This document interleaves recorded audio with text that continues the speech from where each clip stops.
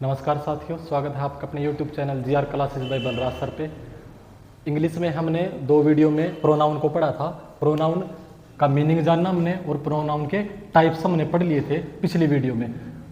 Pronoun के हमने 5 type पढ़ लिए थे, जिसमें पर्सनल प्रोनाउन है, इंटेरोगेटिव प्रोनाउन है, डिस्ट्रीब्यूटिव प्रोनाउन है, डेमोन्स्ट्रेटिव प्रोनाउन है और इंटेरोगेटिव प्रोनाउन है। ये हमने 5 टाइप पढ़ लिए थे। आज इस वीडियो में हम आगे पढ़ना शुरू करेंगे और अगली टाइप की अगर बात करें तो वो है आपके पास रिफ्लेक्सिव प्रोनाउन।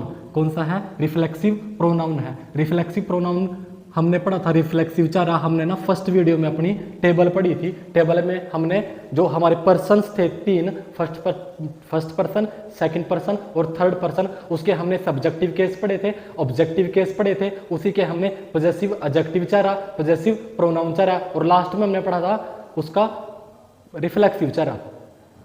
हमने वीडियो में पढ़ लिया था रिफ्लेक्सिव प्रोनाउन चारा। रिफ्लेक्सिव प्रोनाउन की अगर बात करें, जैसे फर्स्ट पर्सन है हमारे पास आए का रिफ्लेक्सिव चारा हो जाता है माई सेल्फ, यू का हो जाता है यूवर सेल्फ्स, दे का हो जाता है देम सेल्व्स। उसके बाद अगर हम बात करें थर्ड पर्सन में आपके पास ही शी इट है, तो ही का हो जाता है आपके पास हिम सेल्फ और शी का हो जाता है हर सेल्फ। तो हमने ये फर्स्ट वीडियो में पढ़ लिए थे आपके पास प्रोनाउन चरे। हमने रिफ्लेक्सिव प्रोनाउन पढ़ा था। रिफ्लेक्सिव प्रोनाउन क्या है? जैसे अगर हम सेंटेंस की बात करें तो ही विल गो हिमसेल्फ, वह जाएगा खुद, यानी कि स्वयं जाएगा, वह अपने आप जाएगा। किसकी बात है? ही का रिफ्लेक्सिव प्रोनाउन चारा होता है हिमसेल्फ, शी का होता है हर सेल्फ, इट का होता है इट सेल्फ, यू का होता है यूर सेल्फ या यूर सेल्फ्स अगर प्लूरल की बात करें, और वी का होता है आवर सेल्फ्स।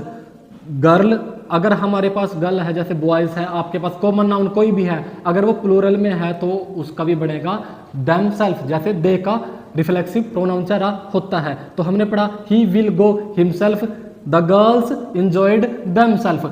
आपने इस जो इसकी टाइप है, इसमें एक बात को याद रखना बस, अगर ये चारा आपके पास आ जाता है वर्ब के बाद, अगर ये तुरंत वर्ब के बाद मिले तो आप इसको बोलोगे रिफ्लेक्सिव प्रोनाउन चारा। अगर ये वर्ब के जो आपकी मेन वर्ब है उसके बाद मिले तो ये बोला जाएगा रिफ्लेक्सिव प्रोनाउन चारा, जैसे हिमसेल्फ है, देमसेल्फ है, इन 2 सेंटेंसेस में। अगर हम बात करें इसकी, अगर ये आ जाता है वर्ब से पहले, यानी कि जो आपका सब्जेक्ट है ये तुरंत उसके बाद अगर आ जाए, जैसे सी का हर सेल्फ है रिफ्लेक्सिव चारा, लेकिन अगर ये तुरंत इकट्ठा आ जाता है तब इसको हम इम्फेटिक प्रोनाउन की कैटेगरी में लेके आ सकते हैं। हम इसको क्या बोल लेंगे? इम्फेटिक प्रोनाउन बोल लेंगे। इम्फेटिक में क्या करते हो आप? इम्फेटिक का मतलब ये होता है जोर देना, है ना? क्या होता है जी? जोर देना। अगर आप किसी को जोर देकर कोई बात करते हो तो वो आपके पास कौन सा प्रोनाउन होगा? Emphatic pronoun. जैसे इस सेंटेंस में देखो, ये आपके पास वर्ब है यहाँ पे राइट, राइट से पहले आ गया हर सेल्फ, यानी आपके सब्जेक्ट के तुरंत बाद आ गया और वर्ब से पहले आ गया। तो वर्ब से पहले जब ये आ जाता है तब इसको बोलेंगे इम्फेटिक प्रोनाउन। अगर ये वर्ब के बाद में आता है तब ये आपका है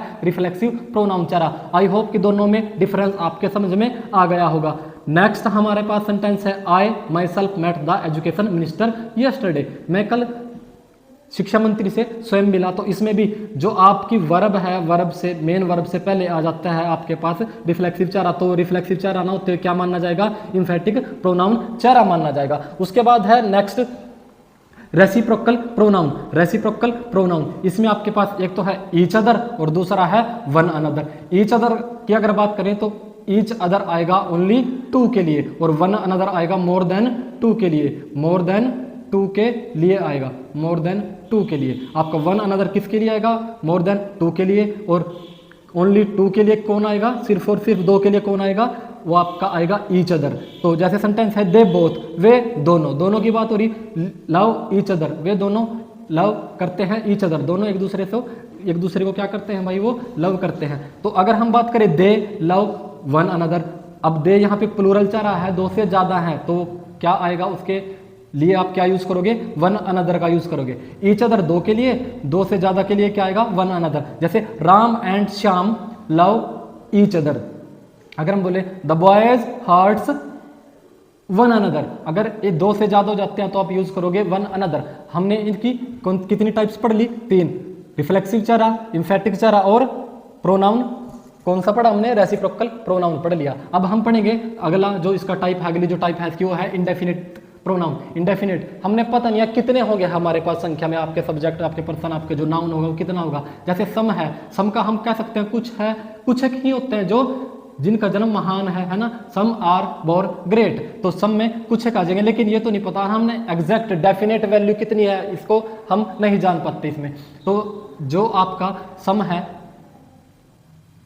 अगर डेफिनेट होता तो उसके लिए आप इंडेफिनेट प्रोनाउन चारा यूज ना करते। इसमें सम आपके पास इंडेफिनेट है, हमारे पास पता नहीं है कितने नंबर्स हैं, तो आप इसके लिए यूज करोगे सम, इसको बोलते हैं इंडेफिनेट प्रोनाउन। फिर हमने लिखा many were killed by them, उनके द्वारा काफी मारे गए, लेकिन कितने मारे गए ये हमने पता नहीं है, ये इंडेफिनेट है, तो ये बोला जाएगा इंडेफिनेट प्रोनाउन। जैसे ये है ऑल हेल्प्ड अस, हमारी सहायता सभी ने की, सभी में ये नहीं पता डेफिनेट कितने थे, तो इसको भी क्या बोलेंगे, इंडेफिनेट प्रोनाउन। उसके बाद आपके पास लास्ट आ जाता है एक्सक्लेमेटरी प्रोनाउन, इसके नाम से ही आपको पता चल जाएगा एक्सक्लेमेटरी। जैसे हमने पढ़ा था इंटेरोगेटिव प्रोनाउन में, उसके नाम से ही पता चल रहा था इंटेरोगेटिव में जो आपके पास लास्ट में क्वेश्चन मार्क आ रहा था, इसमें आपको मिलेगा लास्ट में एक्सक्लेमेटरी साइन, एक्सक्लेमेटरी साइन मिलेगा।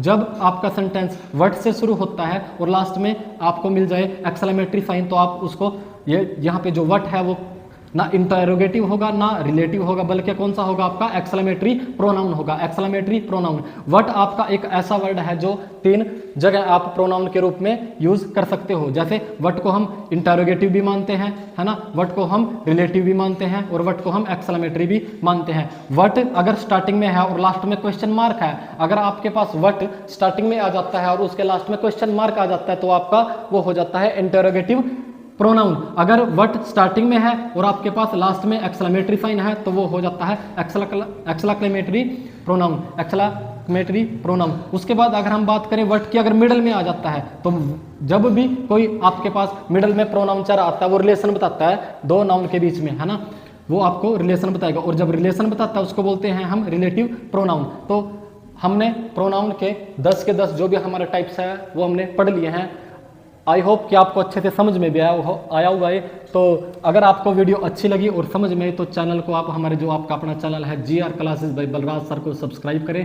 चैनल में जितनी भी वीडियो हैं उनको शेयर करें, कमेंट करें, और आगे हम आपके लिए नई वीडियो, जैसे कंप्यूटर की वीडियो है, हमने कल डाली थी कंप्यूटर की वीडियो भी, ऐसी आपके साथ हम जुड़े हुए हैं और आपके लिए नई वीडियो लेके आते रहेंगे। आपका दिन शुभ हो, धन्यवाद।